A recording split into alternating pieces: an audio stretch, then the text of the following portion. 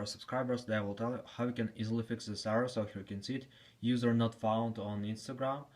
So how you can fix it? So for fixing it, first thing, just check your username you just write in search, and also it can be caused by changing name of this user and your internet connection. So just check your internet connection, just go to the settings. If you're using Wi-Fi, just tap on Wi-Fi, just turn off, wait a few seconds, and just turn on again. Also you can try to turn off mobile data and turn on again. Just try to turn on airplane mode, wait a few seconds, and just turn it off.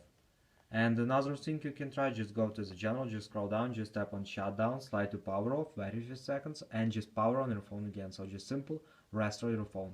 And if it doesn't help you, you can also try another way how you can fix it. So for fixing it, just try to